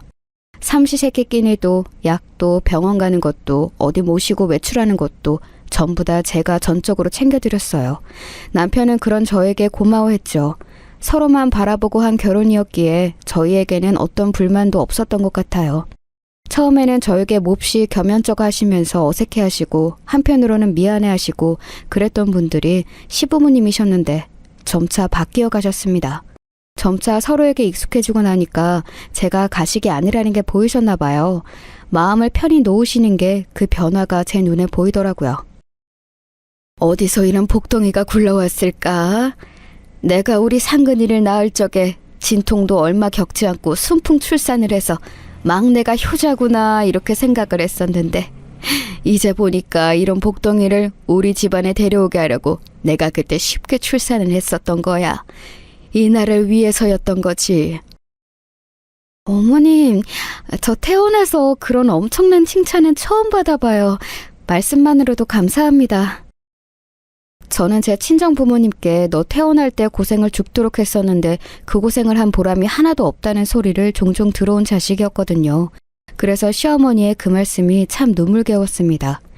시부모님께서는 저를 많이 예뻐해 주셨어요. 오래도록 몸이 편찮으셨던지라 성격이 살짝 괴팍하셨던 시아버지께서도 점차 표정이 밝아지셨고 저를 대하실 때 태도가 무척 활기차셨죠. 말씀으로 다 표현해 주지 않으셔도 그게 다 느껴졌습니다. 아무도 저의 결혼이 그리고 결혼 생활이 잘 될 것이라고 예상하지 못했었습니다. 나이 어린 것 하나로 무기를 삼을 거라면 더 나은 집안에 시집가는 방법도 있는데 바보짓 하는 거라는 소리도 들어봤어요. 자기 발로 고생길에 들어가다니 역시 못 배워서 멍청하다는 소리는 사촌 언니에게서 면전에서 들어봤고요. 하지만 그들은 다 틀렸습니다. 웃음소리가 자주 흘러나오는 제 일상이 그걸 뒷받침해 주었죠. 첫째 아이로 딸을 낳았는데 시부모님께서는 단 한 번도 손자 타령을 하지 않으셨습니다. 손녀가 너무 귀엽고 어여쁘다며 어쩔 줄 몰라 하셨죠. 출산하고 나서 제가 한동안 몸이 또 안 좋았는데 남편이 출근을 하면 시아버지께서 아기를 품에 안고 봐주셨고 시어머니께서는 집안일을 도맡아 하시며 저를 챙겨주셨어요. 눈물 나게 감사하더라고요. 제 친정 부모님보다도 저를 살펴봐 주시고 예뻐해 주시는 두 분이셨어요. 그런데 저처럼 시부모님께서도 그런 생각을 비슷하게 하신 모양이었죠. 어느 날 시아버지께서 저에게 이런 말씀을 해주셨어요. 네 덕분에 내가 활기를 찾고 산다. 딸 자식이라고 하나 있는 건 도통 살갑지 못했고 며느리라고 기껏 들인 건 자기 입속만 챙기느라 자기 시댁을 등지고 살았는데 너로 인해서 마치 살가운 딸 자식을 둔 느낌이며 효심 깊은 며느리를 잘 들인 기분을 다 맛보고 있지 뭐냐. 우리 상근이가 색시 고르는 눈이 참 옳았다. 100번 옳았어. 저는 어디에서인가 칭찬은 고래도 춤추게 한다는 문구를 보았는데 그게 정말로 그렇더라고요. 시아버지께서 점차 표정이 밝아지시는 게 보이는 데다 저에게 가감없는 칭찬을 해주시니까 저도 자꾸만 더 잘하고 싶어졌어요. 뭐든 잘해내는 사람이 되고 싶어졌고 이전과는 다른 사람으로 거듭나 보고 싶어졌고 어디 가서 시부모님께 자랑할 만한 며느리가 되고 싶어졌습니다. 나중에 알게 된 것이지만 남들은 대체로 결혼하고 나면 시댁 지옥이 열린다고 그러던데 저에게는 해당이 되기는커녕 반대였고 제 인생의 문이 결혼 덕분에 처음으로 열렸다고 생각해요. 저는 시어머니로부터 반찬 배우는 것을 자청해서 배우기 시작했습니다. 가만히 보니까 시어머니께서 하시는 요리들이 아주 간단해 보여도 결과물이 하나같이 예사롭지가 않은 거예요. 분명히 요리 시작할 때는 아주 간단하게 완성될 것 같은 느낌이었는데 왜 완성된 요리는 전혀 처음 과정과 딴판이지? 그 재료들이 왜 이렇게 변신을 했을까? 후딱후딱 해치우셨는데 그게 이렇게 엄청난 요리들로 결과가 나온다고? 한번 인지를 하고 나니까 시어머니가 대단해 보였어요. 그런데 지금 돌아보니까 가장 대단했던 점은 시어머니 당신은 물론이고 시댁 식구들을 비롯한 그 누구도 그 요리 솜씨를 엄청나다고 생각하지 않았다는 점이에요. 너무나도 그런 것에 물들여지고 익숙해진 나머지 별 생각이 안 들었던 것이죠. 그렇기에 시어머니께서는 이건 정말 별거 아닌데 라고 하시며 매번 제가 궁금해하는 요리들을 다 가르쳐 주셨습니다. 단 한 번도 생색을 내신 적이 없었네요. 남편보다 한참 어려서 부족한 아내라는 소리 어디 가서 듣기 싫었고 그런 눈초리를 원하지 않았어요. 뭐든 똑부러지게 해내면서 살림을 싹 다 배워나갔습니다. 저는 둘째를 늦게 낳은 편이었어요. 첫째하고 둘이 8살 터울이거든요. 그래서 둘째 아들이 태어났을 때 제 딸이 산부인과에서 같이 있어줬네요. 행복한 손자의 탄생까지 보시고 나서 시아버지께서는 돌아가셨습니다. 원체 건강이 안 좋으셨던 양반께서 이만하면 많이 버티셨지. 이때까지 버티신 것도 용하고 기적인 셈이지. 호상이네. 호상을 위하여 건배! 장례식장에 밤이 깊었을 때 술에 취한 아주버님께서 그렇게 떠드셨고 근처에 있던 시누이가 맞는 말이라는 듯이 고개를 끄덕였습니다. 저는 그 호상이라는 단어가 거슬렸어요. 아무리 그래도 어떻게 남의 죽음에도 그런 말은 선뜻 쉽게 안 나갈 것만 같은데 어떻게 부친상에 대고 호상을 운운한답니까? 그 소리를 듣고 저는 화딱지가 나서 피곤도 잊어버릴 정도였는데 옆에 있던 남편이 저를 향해 고개를 살짝 저었어요. 괜히 나서서 분란 만들지 말란 거였죠. 친동생이 참겠다는데 제가 뭐라고 나서겠나요? 서열도 최하위인 것을요. 그래서 속상한 한숨을 쉬며 바람이나 쐬러 나가려는데 시어머니께서 문 뒤에 서 계신 것을 보고 깜짝 놀랐습니다. 어머님, 잠깐 눈 붙이러 가신 거 아니셨어요? 언제부터 거기에 계셨어요? 몹쓸 자식놈이 떠드는 소리를 들었냐고 묻는 거라면 그래, 들었단다. 아주버님이 술에 취하셔서 그래요. 아까 보니까 좀 많이 드시더라고요. 결코 본심은 아니실 테니까 어머니 너무 마음 쓰지 마세요. 너는 둘째 낳고 이제 막 몸 풀었으면서 그 몸으로 너무 이렇게 무리하는 거 아니다. 얼른 집에 들어가. 시어머니께서는 일전에 제가 본 적 없었던 딱딱하게 굳은 얼굴로 그렇게 말씀을 하시더니 안으로 안 들어오시고 바깥쪽으로 가셨어요. 저는 걱정이 돼서 남편을 불러다가 장례식장 밖을 돌아봤습니다. 그랬더니 구석에 있는 벤치 자리에 시어머니께서 앉아 계셨는데 조금 떨어진 거리에서도 들릴 만큼 아주 깊고 큰 한숨을 내쉬셨어요. 저와 남편이 난처한 시선을 교환했죠. 선뜻 시어머니께 다가갈 수가 없었던 것은 잠시 후 소매로 당신의 눈가를 훔치시며 눈물을 찍어내신 모습 때문이었습니다. 그것은 속상함이었어요. 이로 말할 수 없는 속상함으로 흘리시는 눈물이었죠. 너무 마음이 아팠고 한동안 정말 많은 상념을 안고 지냈습니다. 발인 날 정작 시어머니께서는 꿋꿋하게 구셨는데 이상하게도 제가 막 울어버렸어요. 저도 왜 그랬는지 모르겠는데 갑자기 막 울음이 튀어나갔습니다. 아버님, 손녀 사랑이 지극하셨잖아요. 분명 손자도 예뻐해 주실 분인데 이렇게 가시면 어떡하나요? 앞으로 저는 둘째를 키우면서 만약 아버님이 지금 계셨다면 어땠을까? 이런 생각만 내도록 하게 될 것 같아요. 아버님, 손녀, 손자 잘 키우겠습니다. 아버님 아들, 제 남편도 제가 잘 대하며 사이좋게 살게요. 부디 편히 가세요. 정신없이 울면서 마지막 인사를 드렸죠. 출산 직후 시아버지의 임종도 지켰던 저였는데 그랬을 때는 별로 울지도 않았으면서 이상하게 이게 진짜 마지막이라는 생각이 드니까 미친 듯이 눈물이 나오더라고요.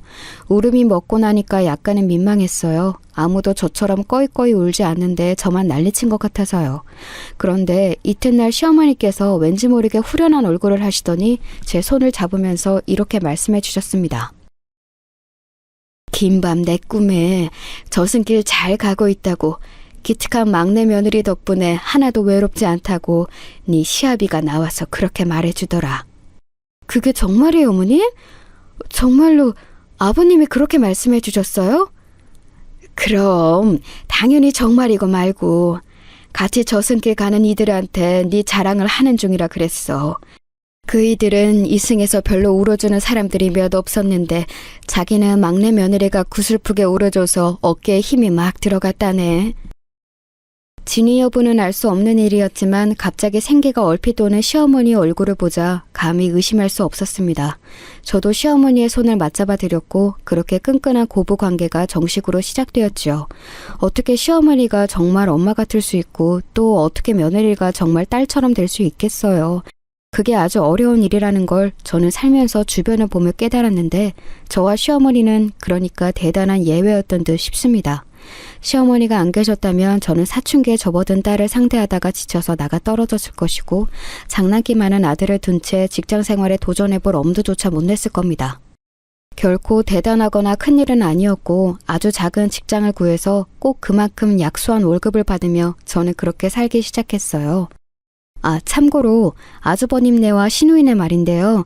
시아버지께서 돌아가신 이후로 조금은 망랑하기 시작했습니다. 명절이라든지 시아버지 제사라든지 시어머니 생신이라든지 이런 것들을 전부 본인들의 다른 일정들보다 후순위로 두며 살아갔어요. 때마다 되는 핑계로 다 채워지요. 저희 부부의 심정도 씁쓸했지만 감히 그 심정 시어머니에게 비할까 싶어서 늘 조심스러웠습니다. 자식은 부모를 닮는다더니 아주버님네 애들하고 시누이네 애들이 전부 자기 할머니를 공경할 줄 모르고 어쩌다가 만나도 애들의 태도가 죄다 시큰둥했어요. 저희 부부가 시어머니를 모시고 오래 사는 중이었으나 아주버님네와 시누이네는 저희 집에 그 어떤 지원도 해주지 않았고 오히려 어쩌다가 다 같이 식당이라도 가는 날이면 계산을 미뤘습니다. 싫은 소리 하는 걸 절대로 못하는 남편이 나서서 조용히 결제를 했지요. 제가 참았던 건 시어머니께 괜히 안 좋은 모습 보여드리기 싫어서 가만히 있었던 겁니다. 속으로는 정말 화가 났었네요. 시어머니께서 원래 건강에 좋으셨던 분이 아니고 하루하루 나이가 들어가시는데 장남 장녀라고 있는 사람들이 오히려 날이 갈수록 불효자식들이 되어가는 것에 속이 갑갑하기까지 했네요. 제가 친정 식구들을 어느 정도 항상 챙기며 제가 딱히 받은 것이 없을지라도 제 형편이 되는 한 베풀고자 하게 된 것은 아이러니하게도 아주버님과 시누이 때문입니다. 그 두 사람을 보면서 나는 저렇게 되지 말자 이 생각이 딱 들더라고요. 친정 부모님, 비록 저에게 모진 말씀 많이 주셨고 저를 냉대하신 적 많았으나 그렇다고 저를 낳고 키워주신 분들이 아니게 되는 것은 아니었으니까요. 이런 저를 남편은 묵묵히 따라와 주었는데 애들이 좀 불만을 품었어요. 엄마, 외할아버지 병원비를 왜 우리가 내는 건데? 외삼촌은 뭐하고? 그 집은 여태까지 받아먹은 것도 많으면서 왜 한 번을 토해내지를 않아? 그리고 솔직히 외할머니가 엄마한테 뭐 어떻게 했어? 무슨 일 있을 때마다 불러서 일이나 시키고 하소연이나 하고 용돈이나 바라고 죄다 그런 것들 뿐이었는데 왜 효도를 엄마가 나서서 해? 누나 말이 맞아. 엄마는 바보 같아. 우리 반에서 제일 쫄대구인 영훈이처럼 바보 같은 사람이 바로 엄마야. 아유, 요것들을 대체 어떻게 해야 하나 싶었는데 시어머니께서 나셔주셨어요. 조용히 등장하시더니 애들한테 꿀밤 한 대씩 따끔하게 먹이셨습니다. 아픈 머리를 문지르면서도 애들은 자기 할머니한테는 못 따졌어요. 집안의 최고 어른이셨고 자기들을 아기 때부터 보살펴준 분이신 걸 너무나도 잘 알았으니까요. 어머님, 오늘도 감사해요. 덕분에 애들 시끄러운 거 잠재웠네요. 한편으로는 애들한테 미안하기도 하고 민망하기도 해요. 저희 애들 눈에는 제가 답답하고 아주 호구 같은 엄마로 보이겠죠? 너는 잘하고 있는 거야. 아직 애들이 어려서 그런 것일 뿐. 다 커서 어른이 되고 나면 생각이 달라질 거다. 괜히 있을 때 잘해라는 말이 있는 게 아니잖니? 나는 네가 친정에 어떻게든 최선을 다하려고 드는 게 좋게 보이는구나. 하여간 제 마음 알아주시는 분은 시어머니 뿐이었습니다. 시어머니께서 든든히 받쳐주셨기에 제가 친정집에 가서 별 대접 못 받고 와도 늘 마음 상하는 법이 없었던 것 같아요. 그러던 어느 날이었습니다. 시어머니께서 그때 며칠간 왠지 말수도 적어지신 듯하였고 수진 깊은 얼굴로 밖을 한참 내다보시고는 하셔서 무슨 고민거리라도 새롭게 생기셨나 그 정도로만 여겼었는데 갑자기 저희 부부에게 따로 하실 말씀이 있다고 그러셨어요. 애들이 학교 가고 학원 가고 다 없을 때 따로 대화를 나누고 싶다고 그러셨습니다. 저희 부부는 어리둥절한 채로 시어머니의 말씀을 들었어요. 자식 셋 낳고 살았고 손자 손녀도 다 봤지만 이 나이 먹고도 인생이란 뭘까? 요새 내가 그 생각이 많이 드네. 너희가 세상 떠난 우리 영감에게 그리고 나에게 가장 잘한 자식이자 며느리인 것 인정한다. 무조건 인정해. 나는 이 자리에서 얼마가 넘는 재산이라도 어떻게 할 것인지 뜻을 밝혀두려고 하는데 너희가 특별히 잘했지만 부모 마음이라는 게 너무 복잡해. 자식들에게 다 고루 줄 수밖에 없어. 이런 나를 너희가 이해해 줄 수 있을까? 고심을 얼마나 하셨으면 말씀을 느릿하게 하시는 동안에도 눈빛에서 고심의 흔적이 엿보이는 것 같았습니다. 제 옆에서 남편이 몹시 당황한 눈치이길래 제가 몰래 남편의 손을 잡은 뒤 얼른 대답했어요. 네, 어머님. 저희는 더 받고 말고 의견을 드릴 것도 없어요. 그저 귀중한 재산을 주시겠다고 말씀해 주신 것만으로도 감사합니다. 그래? 그렇단 말이지. 혹시 서운해할까봐 걱정했는데 아니라니까 다행이구나. 우리 상근이 생각은 어떠니? 너도 똑같이 생각해? 시어머니께서 그렇게 물어보셨을 때 남편은 한숨부터 내쉬었는데요. 이내 자기 손을 힘있게 잡아오는 제 손길을 느끼더니 저를 쳐다봤고 그러고 나서는 표정을 풀고 빙그레 웃었어요. 네, 저도 그렇게 생각해요. 저는 그냥 애들 엄마가 하자는 대로 다 따르고 살기로 결심한 지 오래라서요. 애들 엄마가 그렇게 생각했다면 제 생각도 그런 겁니다. 남편의 말에 제 마음이 편안해졌어요. 저희 부부는 시어머니께 진심을 다해 말씀을 드렸죠. 얼마 안 되는 재산이라도 시부모님 두 분이 일구셨던 것 정말 소중하게 여긴다고요. 시어머니께서는 가만히 저희의 이야기를 들으셨고 다음 달에 재산 정리에 들어가겠다고 하셨습니다. 그때까지만 해도 저희 부부는 별 생각이 없었어요. 시어머니께서 쥐고 계시는 재산 정확히 얼마인지는 몰랐으나 대략 어느 정도 수준이겠거니 이런 짐작 정도는 저희 부부뿐만 아니라 왕래가 뜸해진 지 오래인 아주버님과 시누이도 다 할 수 있는 것이었죠. 재산 정리를 하겠다는 시어머니의 선언에 평소에는 늘 바쁘다고 하던 아주버님네와 시누이네가 단숨에 총집합했어요. 시간 맞춰서 아주 제깍제깍 오더라고요. 새 집에 골고루 재산이 나눠갔는데 최종적으로 전달된 금액이 대략 2,500만 원 정도로 되었습니다. 이거라도 받아서 다행이네요. 내가 장남이니까 사실 더 받을 수 있는 거 아니냐고 요구하고 싶지만 양심적으로 제가 아버지 어머니 모시고 산 적은 없으니까 이걸로 만족할게요. 지금 오빠 말 들으니까 생각난 건데 상근이하고 올케 혹시 두 사람 아직 엄마 모시고 산다고 해서 돈 더 받고 싶다고 그럴 생각은 아니지? 둘이 자원해서 엄마 모시고 사는 거니까 괜히 돈 더 받아낼 생각은 하지 말아줘. 두 사람의 좋은 뜻이 나쁘게 비춰질까봐 내가 걱정돼서 하는 소리야. 장남과 장녀의 멋진 발언이었습니다. 그것까지 듣고 나니까 자기 형 누나에게 남아있던 정이 떨어진 모양인지 남편이 한숨을 쉬면서 고개를 돌리더라고요. 시어머니께서는 안 들리시는 척하면서 딴청을 피우고 계셨죠. 저는 왠지 앞으로는 더욱 아주버님네와 시누이네를 못 보고 살 것 같아서 괜히 나쁘게 마무리할 필요는 없을 것 같았기에 네, 알겠습니다 하고 말았습니다. 재산 정리는 그렇게 다 이뤄졌고 그것으로 끝인 줄 알았어요. 하지만 반전은 그때부터였습니다. 며칠 뒤 시어머니께서 저희 부부에게 숨겨진 다른 재산을 밝혀오셨어요. 시아버지께서 돌아가시기 전, 그러니까 제가 둘째 아들을 임신하고 나서 얼마 안 되었을 때 시부모님께서는 자식들 몰래 따로 일구어 오신 재산에 대한 상의를 미리 하셨다고 합니다. 그리고 바로 그 재산을 저희 부부에게 시어머니께서 지금 주시기로 하신 거였어요. 이건 상상도 못했어요, 어머님. 설마 두 분께서 그런 돈을 가지고 계셨다니요? 아버님께서 그 옛날에 작게 사주셨던 땅, 그게 값이 천정부지로 올라서 그걸 판 돈이 따로 있으셨다니.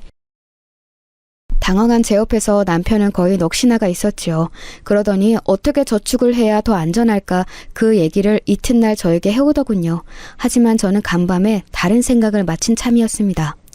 굳이 시어머니께서 아직 당신의 힘으로 외출도 다 하시고 정신도 온전하신데 저희 부부에게 그 돈을 주셨다는 것은 그저 안전하게 저축이나 하는 것을 기대하셨을 것 같지가 않았어요. 그 돈은 땅을 팔아서 생긴 돈이라고 하신 것에 저는 힌트를 얻었고 대범한 결정을 내렸습니다. 다른 지역에 작은 아파트를 샀어요. 이게 돈을 부르지 못해도 상관없어. 나중에 이 다음에 어머님 돌아가시고 애들도 다 커서 시집장가 가겠다고 하면 우리가 그 집에 들어가서 살아도 좋지. 남편은 제가 하고 싶은 대로 따르겠다고 그랬습니다. 생각해보면 정말 재미있는 일이에요. 남편이 저보다 한참 연상이었건만 단 한순간도 저에게 권위를 내세운 적 없었고 오히려 제 말을 잘 따라주었죠. 어쩌면 과거에 이 남자의 이런 면모를 기적처럼 알아보고 나이를 속여가면서까지 들이댔었는지는 모르겠네요. 그렇게 사들인 아파트는 엄청난 결과로 돌아왔습니다. 왜냐하면 그 아파트 동네가 엄청나게 개발되기 시작했기 때문이에요. 집값이 확 뛰기 시작했습니다. 당신의 선택이 옳았어. 이제 그 아파트는 한동안 값이 내릴 일이 없을 것 같다던데 더 가지고만 있어도 우리는 계속 더 부자가 되는 셈이야. 그건 그렇지만 내 생각은 달라. 젊은 사람들이 살기 좋은 인프라가 잔뜩 조성되어 있어서 인기가 치솟았다고 하는데 투자 목적 말고도 순수하게 거주를 원하는 사람들도 많은 모양이더라고. 나는 그냥 이쯤에서 그 아파트를 팔면 어쩔까 싶어. 정말로 그곳에 살고 싶어하는 사람에게 말이지. 남편의 눈이 미친 거야? 라고 외치고 있었으나 입으로는 차마 저에게 그 말을 못하더니 한숨이나 기껏 작게 내쉬더라고요. 남편에게는 미안했지만 저는 왠지 그 아파트를 계속 들고 있는 게 마음이 편하지 않았어요. 희한하게 기분이 그랬습니다. 그래서 그 아파트를 내놨는데 한창 뛰었던 시세보다 결코 더 비싸지 않게 합리적인 가격으로 해놨어요. 그랬더니 금세 문의가 빗발쳤죠. 저는 애들만 넷을 둔 부부에게 그 집을 팔았습니다. 그러자 그 부부가 고맙다고 인사를 하더니 저희를 향해 뭘 해도 잘 되실 거다. 집 말고 건물 하나 사시라는 말을 남겨줬습니다. 제가 그 말을 듣고 생각했었죠. 에이, 말도 안 되는 소리. 건물 살 돈이 어디 있어? 그런데 집에 와서 가만히 계산기를 두드려 보니까 어라? 건물 살 돈이 아주 없지는 않더라고요. 그 아파트를 팔아서 어쨌든 좋은 이득을 봤으니까요. 저는 진지하게 그 순간부터 제 목표를 건물주로 잡았습니다. 돈 관리도 철저히 하기 시작했고 부동산 공부도 많이 했어요. 그리고 딱 2년 뒤에 정말로 저희 부부는 어느 건물을 사들여서 건물주가 되었습니다. 어떤 건물이었는가 하면 부동산 공부 열심히 한 보람까지는 없는 그런 건물이었어요. 왜냐하면 작은 상가 건물이었는데 위치가 허허 벌판이나 다름없는 길목에 있었거든요. 그런데 딱 보니까 건물이 아주 고즈넉한 거지 욕심 없이 가지고 있으면 좋을 것 같았어요. 수익 그런 욕심은 안 났고 이상하게 딱 그 자리에 갔을 때 느낌이 너무 좋아서 결정을 내렸습니다. 그리고 시간이 지나자 웬 문의가 들어왔어요. 건물 파실 생각 없냐고 그러더라고요. 저는 그 사장님께 대체 왜 이 건물을 원하시냐고 안 물어볼 수가 없었습니다. 그랬더니 그 사장님 하시는 소리가 반드시 그 자리에 식당을 크게 차리고 싶다는 거예요. 금액은 상관없고 식당이 가업이기 때문에 꼭 원하는 자리로 이전을 해서 운영하는 게 가족들의 목표라고 하셨습니다. 어느 날 갑자기 이런 좋은 문의를 받게 되다니 이것은 절대 우연이 아닌 운명 같아서 팔고자 결심을 했어요. 그렇게 저희 부부는 또 엄청나게 좋은 조건으로 그 건물을 거래하게 되었습니다. 그러고 났을 때 제 머릿속에는 전구가 팍 켜졌죠. 식당이라고? 그러고 보니까 어머님께 배운 대로만 해도 식당 자리면 대박 날 거라고 생각했던 시절이 있었는데 내가 그걸 잊고 살았구나. 어느새 그 시절보다 나이가 지긋하게 드신 시어머니의 모습이 문득 제 눈에 들어왔고 가슴이 찡해졌네요. 그래서 더욱 남편을 설득해서 무리해서라도 목 좋은 곳에 건물을 새로 사들였는지도 모르겠습니다. 시어머니께 꼭 보여드리고 싶어서 그랬던 것 같아요. 그 건물은 남편과 깊은 상의 끝에 제 것으로 하였죠. 제 단독명이요. 목 좋은 건물의 주인이 된 대가로 재산이 이제 말짱 도루묵이 된 상태였습니다.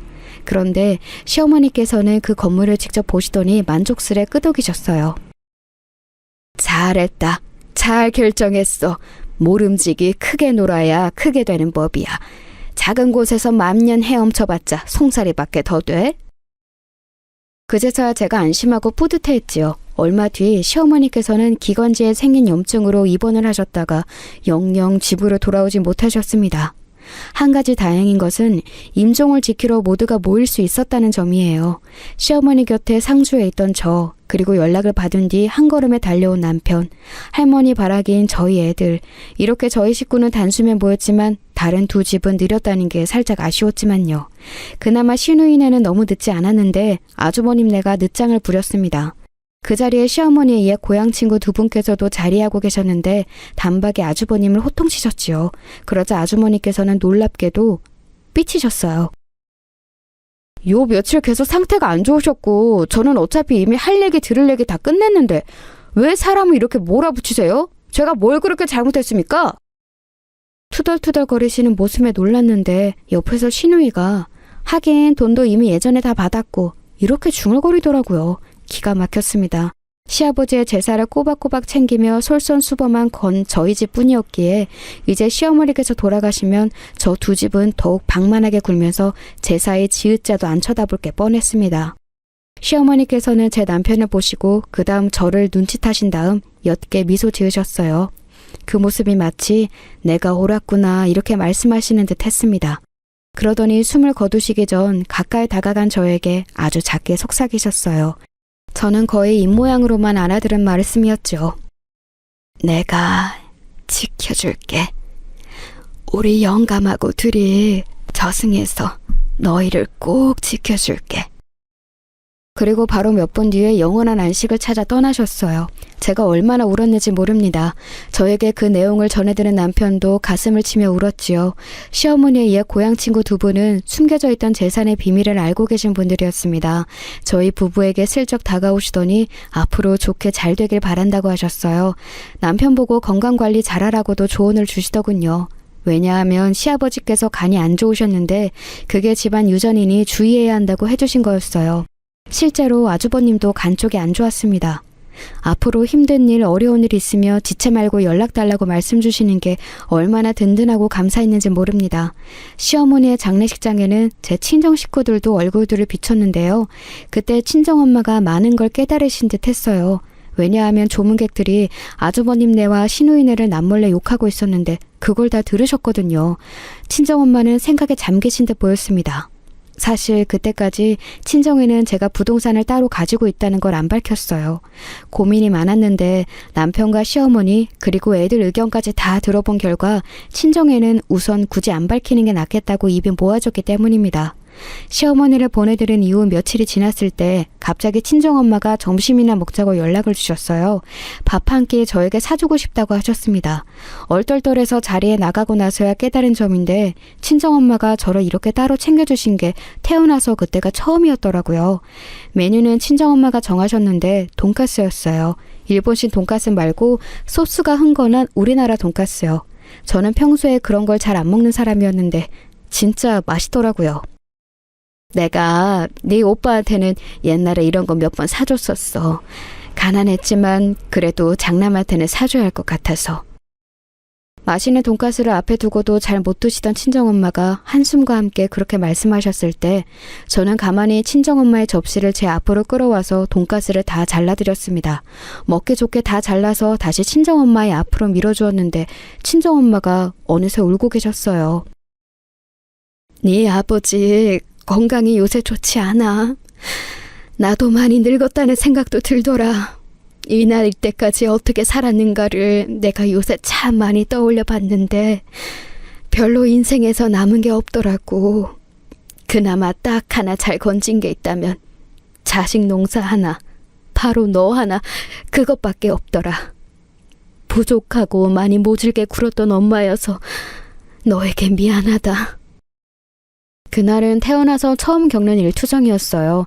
친정엄마가 제 앞에서 우시는 것도 그 눈물을 닦아드리는 것도 모두 처음이었거든요. 저희 모녀는 그 자리에 깊은 대화를 나눴습니다. 가족이라는 이름 하에 안 되는 건 없더라고요. 부동산 얘기는 시간이 지나면서 자연스럽게 밝혔습니다. 신기한 건 친정 부모님이 그거 아시고 나서도 신기해하고 축하를 해주셨을 뿐 돈 달라고 안 하셨다는 점이었어요.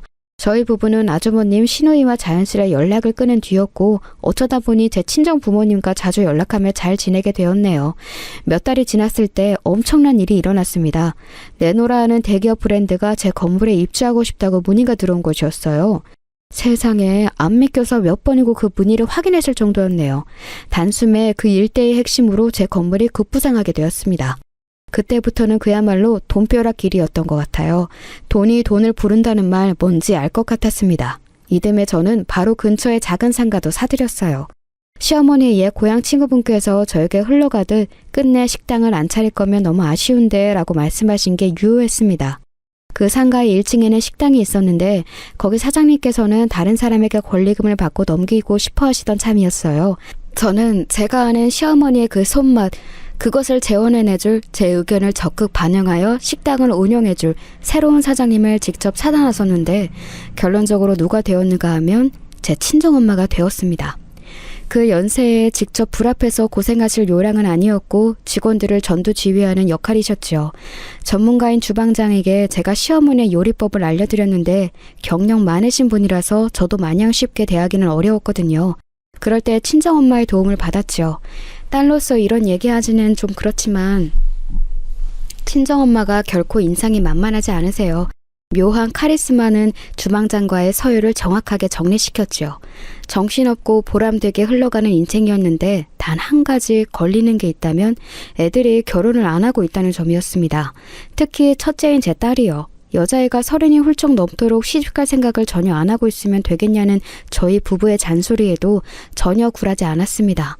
자기는 결혼은커녕 연애도 관심이 없다고 하면서 자기 부모의 속을 뒤집어 놓았어요. 선 자리라도 확 잡으려고 했는데 그때 남편이 좀 아팠습니다. 결국은 간 문제였죠. 병원을 꽤 들락날락거렸어요. 저도 거기에 매달리다 보니까 몇 년이 훌쩍 지났어요. 그리고 그때까지도 딸은 전혀 결혼할 생각은 안 갖고 있었습니다. 환장을 노릇이었어요. 그런 판국이었으니 제 아들이 결혼하겠다는 말을 꺼내왔을 때 얼마나 쌍수들고 환영했는지 모릅니다. 여자친구가 있다는 것만 알았지 어떤 상대인지는 잘 몰랐는데요. 자기 동생의 여자친구를 몇 번 만나본 제 딸의 말에 의하자면 얼굴도 예쁘고 집안도 괜찮아서 모두가 탐낼 만한 신부감이라고 했습니다. 같은 여자의 눈으로 보기에 그 정도면 무조건 괜찮은 아가씨일 게 틀림없었어요. 대학 후배 통해서 만난 사이이고 이제 1년 좀 넘게 만났는데 슬슬 결혼 이야기 꺼낼 때가 된 것 같아서요. 서로 헤어질 생각 없으면 결혼하자고 화끈하게 의견 맞췄어요. 허락해 주실 거죠? 당연하지. 우리 아들 언제 이렇게 다 커서 결혼하겠다는 말까지 하게 되었어? 아이고 기특해라. 어떤 아가씨인지 보고 싶으니까 시간 괜찮을 때 인사나 한번 시켜줘. 며칠 뒤에 아들이 자기 여자친구를 데리고 왔는데요. 불쑥 찾아와서 제가 정말 깜짝 놀랐습니다. 저는 그날 친정엄마가 몸이 안 좋으시다고 해서 식당에 나와 있었거든요. 그리고 남편은 모처럼 움직이겠다고 나와서는 식당의 잔 부분들을 손보고 있었습니다. 가장 손님이 없어서 사실상 영업을 쉬는 거나 마찬가지인 오후 3시에 아들이 자기 여자친구의 손을 잡고 들어서서 제가 뒤집어졌죠. 주방장이랑 직원 하나랑 재료 다듬다가 얼른 마중을 나갔습니다. 아들, 오늘 온다고 미리 말 좀 하지 그랬어. 아유, 이렇게 곱고 어여쁜 아가씨 앞에서 엄마가 꼭 이렇게 일하다 말고 추리한 모습을 보이게 해야겠니? 아니에요, 어머님. 오빠한테 뭐라 그러실 거 없어요. 제가 얼른 어머님, 아버님 찾아뵙고 싶다고 조른 거예요. 혹시 저 때문에 따로 뭐 준비하고 그러실까 봐. 그러면 제가 너무 죄송하잖아요. 그냥 편하게 계실 때 오는 게 좋을 거라고 생각했는데 혹시 제가 너무 민폐를 부리는 걸까요? 아이고, 민폐라뇨. 그렇게 생각 말아요. 얼른 여기 편한 데 앉아요. 점심은 먹었어요? 배고프면 메뉴 하나 내올까요? 말만 해요. 다 내놓을 수 있으니까. 간단히 점심 먹고 출발했어요. 오빠가 장난스럽게 우리 엄마 식당이라셔 그랬었는데 정말이네요. 저는 식당이 그냥 작은 한식집인 줄로만 알고 안 물어봤었는데 이렇게 번듯하고 좋은 곳일 줄은 몰랐어요. 제잘제잘 떠드는 모습이 어찌나 귀엽던지요. 한눈에 느껴졌어요. 유복한 집안에서 어려움 없이 곱게 잘 큰 아가씨라는 걸 알 수가 있었습니다. 시원한 녹차를 내어줄 때 남편이 들어왔어요. 남편도 깜짝 놀랐죠. 얼떨결에 저희 부부는 예비 며느리와 그 자리에서 인사를 나누게 되었습니다. 이런저런 가벼운 대화가 오갔어요. 저희 부부는 예비 며느리에 대해서만 그리고 두 사람이 어떻게 만나왔는지 그런 이야기만 듣고 싶었는데요. 그쪽에서 먼저 집안 이야기를 꺼내더라고요. 사실 저희가 여태까지 서로 집안 이야기를 안 나눴어요. 그래서 저도 오빠한테 저희 집 이야기를 자세히 밝힌 적은 없는 것 같은데요. 아버지께서는 수입 가구 들어오시는 일을 하고 계시고 어머니께서는 어린 학생부터 성인까지 골고루 다니는 미술학원을 운영하고 계세요. 원장님이십니다. 저랑 1살 차이가 나는 남동생은 대학을 미국으로 갔다가 졸업한 후 국내에 들어와서는 외국계 기업에 다니고 있어요. 그리고 집안에 변호사 1명, 초등학교 교사 1명도 있다고 하더군요. 홀린 듯이 멍하게 듣고 말았습니다. 참고로 제 아들은 모 대기업에 재직 중이었고 예비 며느리인 아가씨도 같은 곳은 아니고 다른 대기업에 다니고 있었네요. 똑부러지게 자기소개를 하는 모습이 영특해 보여서 저도 모르게 그만 너털웃음을 터뜨리며 이렇게 말해주었습니다. 양친께서 전문적으로 뭔가 일을 하신다는 게 멋지네요. 나는 그냥 이렇게 식당 일이나 하면서 살아요. 우리 남편도 시간이 나면 이렇게 나와서 어슬렁거리고 아닐 때면 그냥 집 주변이나 돌아다니고 이러고 있네요. 사실 아들이 저희 집 이야기를 이미 다 해놓은 줄 알고 그렇게 말을 했던 거예요. 아무튼 그날 이런저런 대화를 나누다가 생각보다 시간이 많이 흘러서 저녁까지 먹인 후에 보내주게 되었습니다. 식당에서 밥을 먹은 후에 그 아가씨는 너무 맛있다, 여기가 잘 될 만하다 이러면서 밝게 웃어주었지요. 딸이 결혼 생각 없다 그래서 한참 속상했는데 드디어 아들이 먼저 결실을 맺는구나 싶었고 기쁜 마음으로 배웅을 해주었습니다. 서로를 보며 환하게 웃는 한 쌍 좋아 보였어요. 남편하고 둘이서 우리도 이제 할아버지 할머니 되는 꿈을 꿀 수 있겠다며 웃었죠. 하지만 웬걸요? 그날 밤 아들하고 통화를 했다가 제가 너무 놀랐어요. 저희 집 재산이라든지 그런 얘기를 자기는 아직 여자친구한테 한 적이 없다고 하는 겁니다. 아이고, 이래서야 상황이 잘못 꼬이는 거 아닐까 싶었는데 옆에서 남편은 오히려 잘 됐다고 하더군요. 상견례 자리에서 차분히 다 밝혀도 될 이야기라고 그랬어요. 가만히 듣고 보니까 맞는 것 같아서 저도 가만히 있었네요. 그런데 그게 화근이었나 봐요. 며칠이 흘렀고 그 사이 제 아들과 그 아가씨 사이에서 뭔 대화가 오갔는지, 그리고 그 아가씨가 자기 집에다가 뭔 얘기를 했던 것인지 알 길은 없는데 하여간에 어느 날 식당으로 웬 중년 여자 손님이 혼자 들이닥치더니 저를 찾았습니다. 저는 어리둥절해서 행주를 쥔 채로 그분 앞에 가보았죠. 나요, 박유정이 엄마 되는 사람입니다. 네? 아, 그러시다면 예비 사돈이시군요. 저희 이번 주에 애들 통해서 한번 통화하기로 했죠. 저는 아들한테 그렇게 전해 들었는데요. 네, 그런데요. 내가 도저히 참고 기다릴 수가 없어서 직접 찾아왔습니다. 우리 딸이 자기가 결혼할 집안이 볼품 없는 걸 보고 속상해서 난리를 치던데. 그래서 내가 그 얘기 듣고 당장 헤어지라고 그랬어요. 근데 그만한 신랑감은 또 만나기 힘들다면서 고민을 하더라고요. 내가 그 고민 끝내주려고 직접 온 거예요. 직접 보고 판단할 겸 해서요. 아이고, 그러셨군요. 일단 앉으시겠어요? 먼 길 오셨을 텐데 판단은 천천히 하시고 우선 목이나 좀 축이세요. 커피 괜찮으세요? 식당에 믹스밖에 없기는 한데. 믹스요? 허! 내가 믹스 땀이나 먹게 생겼어요? 이보세요. 하나를 보면 열을 한다고. 나는 이미 여기에 딱 들어서고 그쪽 얼굴을 딱 본 순간 판단 맞췄습니다. 벌써요? 판단을 그럼 어떻게 내리셨는데요? 몰라서 물어보는 거예요? 좀 사는 형편이 궁색하시면 눈치라도 빠르셔야죠. 집안끼리 급 자체가 다른데 당연히 파혼해야 하는 거 아닌가요? 당장 파혼하고 결혼 이야기는 아예 없던 걸로 했으면 하네요. 예비 사돈 되셨던 그분은 눈을 위아래로 흘기면서 조롱하는 말투를 내시더라고요. 제가 너무 기가 막혀서 헛웃음만 짓고 있던 바로 그때였습니다. 근처에 있던 직원이 갑자기 행주를 팍 소리나게 테이블 위로 던지면서 이렇게 말했어요. 연병하네. 지금 이 식당 매출이 얼마인지는 알고 그러시는 거예요? 이 식당 사장님이 바로 저분 모친이세요. 뭐라고요? 아니 그럼 모친 가게여서 일하시던 중이셨어요? 그뿐이에요. 아예 여기 건물이 저분 거예요. 네? 건물이? 그렇다면 건물주? 아이고, 갑자기 말을 적극적으로 더듬으시네. 저기요, 그걸로만 놀라버리시면 곤란해요. 여기뿐만 아니라 바로 저기 대로변에 있는 제일 좋은 건물 있죠? 거기도 저분 거예요. 나 원찬 지방급 좋아하시네. 백날 천날 고고한 척하면서 벌어봤자 얼마나 번다고. 직원은 혀를 끌끌 차면서 행주를 챙겨 사라졌고 예비 사돈은 저를 보며 입만 뻥긋거리고 있었는데 마치 사실이냐고 묻는 것 같아서 저는 고개를 끄덕여 드렸습니다. 그러자 떨리는 손으로 자기 입을 틀어막더라고요. 저에게 사과를 얼른 하시라는 듯 그분이 숨을 고르셨을 때였습니다. 어떤 정신 나간 년이 감히 내 딸한테 시비를 털었어? 당신이야? 친정엄마가 무서운 얼굴로 성큼 다가오셨어요. 주방으로 달려가 직원이 친정엄마에게 상황을 이른 거였죠. 친정엄마 절대로 만만한 인상이 아니셨거든요.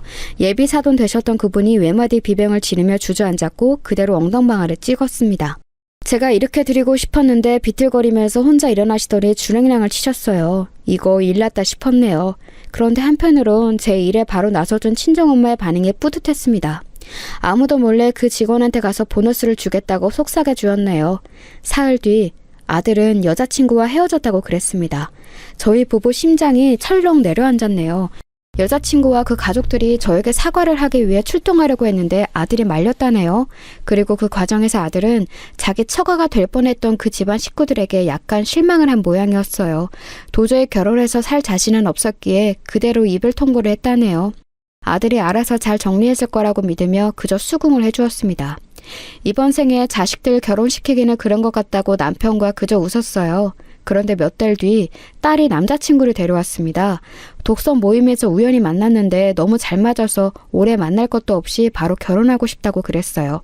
아니 이게 웬 떡인가 싶었네요. 사위는 딸보다 2살 연하였고 본가가 먼 지방 시골 동네였는데 집안 식구들이 전부 다 순박하고 선했어요. 제 아들도 이에 질세라 장가를 들었는데 그 상대는 바로 시어머니 옛 고향 친구분의 손녀딸이었답니다. 어쩌다 보니 인연이 이렇게 연결되었어요. 얼마나 싹싹하고 똑부러진지 아주 말도 못해요. 제 자식들의 결혼 생활은 이제 막이 올랐으니 가야 할 길은 한참 남았습니다. 저는 그 여정을 기쁜 마음으로 지켜봐 줄 생각이에요. 부디 행복한 순간들이 가득하기를 빌고 있답니다.